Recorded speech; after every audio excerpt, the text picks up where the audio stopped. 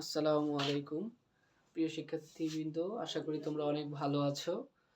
তো তোমাদের সকলের রিকোয়েস্টের কারণে আজকে আবার ক্লাসে আসা। তো তোমরা অনেকেই জানতে চেয়েছো, স্যার গতদিন বলেছিলেন ব্যতিক্রমী ইলেকট্রোবিন্যাস আছে, তো তাদের ইলেকট্রোবিন্যাস সম্পর্কে জানতে চেয়েছো। হ্যাঁ, আজকের ক্লাসে আমরা শুধু ব্যতিক্রমী ইলেকট্রোবিন্যাস খুবই সহজে শিখবো, যেটি তোমাদের পরীক্ষার ক্ষেত্রে খুবই গুরুত্বপূর্ণ এবং ইনশাআল্লাহ তোমাদের আসবে। হ্যাঁ, তো আমরা ইলেকট্রোবিন্যাস সরাসরি ক্লাসে চলে যাই। ইলেকট্রোবিন্যাস করবো ব্যতিক্রম। ব্যতিক্রম সাধারণত হয়ে থাকে কপার এবং ক্রোমিয়াম।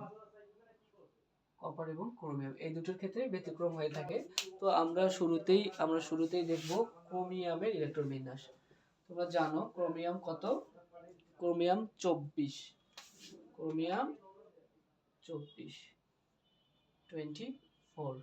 আমি যেভাবে লিখতেছি তোমরা পরীক্ষার খাতা ঠিক এভাবেই লিখবা। তো শুরুতেই আমরা ছন্দ লেখা শুরু করে দেই। আমরা ছন্দ কেমন? এসো এসো প্রিয়া, এসো। আবার প্রিয়া যেহেতু খুবই কাঙ্ক্ষিত বস্তু, আবার লিখবো প্রিয়া এসো। বস্তু তো না, ব্যক্তি। আচ্ছা, এসো এসো প্রিয়া এসো, প্রিয়া এসো। তারপর কি? ডি। তারপর ডি মানে ডিপিএস আছে, ডি লিখলে ইনশাআল্লাহ আমাদের হয়ে যাবে, কাঙ্ক্ষিত আমরা লক্ষ্যে পৌঁছে গেছি। তো আমরা শুরুতে কি করব? নাম্বারিং করব।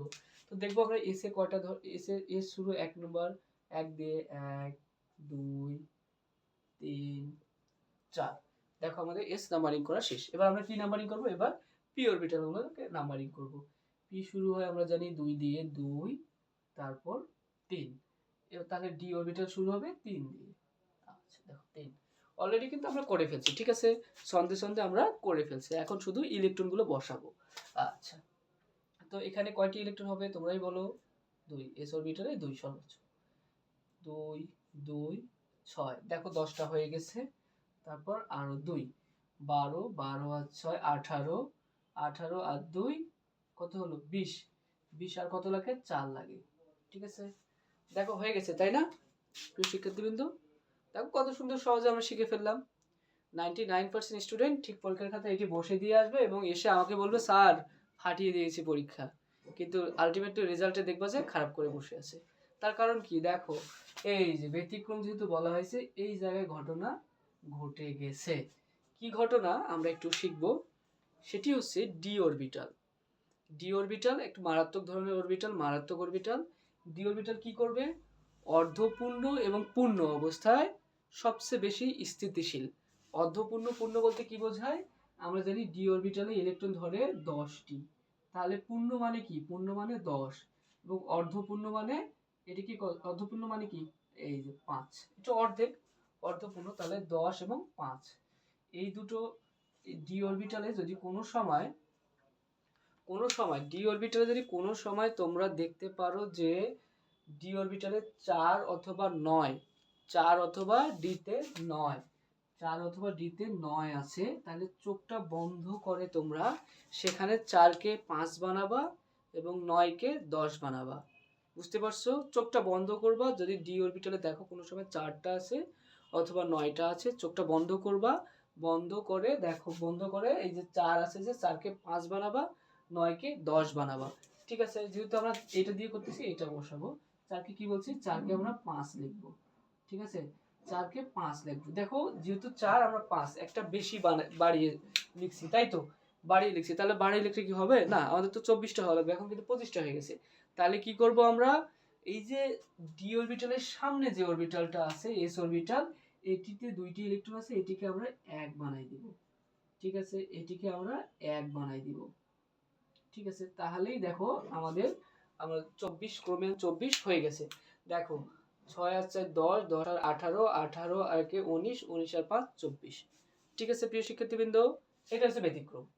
ঠিক আছে? নরমালি ডিতে 4টা হয়, কিন্তু 4টা হলে হবে না। আমরা বলছি, মনে রাখবা যে রেজন স্যার ক্লাসে বলেছেন, যদি ডি অরবিটালে কখনো 4টা বা 9টা দেখি, তাহলে চোখ বন্ধ করে 5টি, তাকে 4কে 5 বানাবো, 9কে 10 বানাবো এবং তার সামনের অরবিটাল, তার সামনের স্পেসিফিক বলে দেই 4s অরবিটালে 2টি ইলেকট্রন থাকে, ওখানে 1 হয়ে যাবে।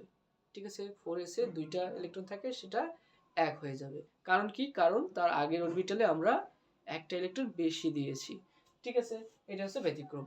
ঠিক আছে? তাহলে এটা আমরা করে ফেললাম। এবার আমরা দেখব কপারের ক্ষেত্রে কি ঘটে। আমরা তো ক্রোমিয়াম দেখলাম, এবার কপারের ক্ষেত্রে কি হয় আমরা এটা দেখব। আচ্ছা, কপারের ক্ষেত্রে কপার আমরা কত জানি ইলেকট্রন, চটপট বলে ফেলো 29। ঠিক আছে, কপার জানি আমরা 29। তাহলে এবার এটির ইলেকট্রন বিন্যাস করে ফেলি। আচ্ছা, তাহলে কি, এসো এসো প্রিয়া, এসো প্রিয়া খুব দামি জিনিস, আবার ডাকতে হবে প্রিয়া এসো, তারপর ডি, ডি অরবিটাল হলে আমাদের হয়ে যাবে। আচ্ছা, এবার নাম্বারিং করি আমরা। এস অরবিটালে ধরে নাম্বারিং 1, তারপর এটা হচ্ছে 2, তারপর 3, 4। পি অরবিটাল শুরু হয় 2 দিয়ে, 2, 3। ডি অরবিটাল শুরু হয় 3 দিয়ে। তো সেক্ষেত্রে তোমরা যদি না বুঝো অবশ্যই কোশ্চেন করবা, তোমাদের সেবার আমি সবসময় নিয়োজিত। ইনশাল্লাহ তোমরা যতবার বুঝো নাই ততবার বোঝাবো এবং তোমাদের বুঝিয়েই ছাড়বো। কমপক্ষে এটাতে ইলেকট্রোবিন্যাস 2 নম্বরের জন্য আসবে, 2 নম্বর পেতেই হবে, 2 নম্বর পেতেই হবে তোমাদেরকে। এই দুটা থেকে একটা আসার সম্ভাবনা 99%। যদি কোশ্চেন হয় তাহলে 99% এই দুটা থেকে হবে ইনশাল্লাহ, নতুবা 1% সোডিয়াম আছে, ক্লোরিন আছে বা স্ক্যান্ডিয়াম, এই তিনটার মধ্যে ইনশাল্লাহ থাকবেই। দেখবা তোমার পরীক্ষা হলে মেলাই দেখিও। তো এখন আমরা এইটিকে ইলেকট্রন বিন্যাস, ইলেকট্রন বসাবো, ফিল আপ করবো ইলেকট্রন। এটা বসে 2, এসে কত বসে, এসে 2টা বসে, 2, এসে 2, পিতে হয় 6, এসে 2, পিতে হয় 6। দেখো অলরেডি কয়টা হয়ে গেছে, 6, 18 হয়ে গেছে, 19, 20, 20 আর হচ্ছে 9, 20 আর 9 কত, 29। দেখো আমরা 29 লিখে ফেলছি। এখন তোমরা বলো এটা কি ঠিক, এটা কি ঠিক, দেখো তো এটা কি ঠিক?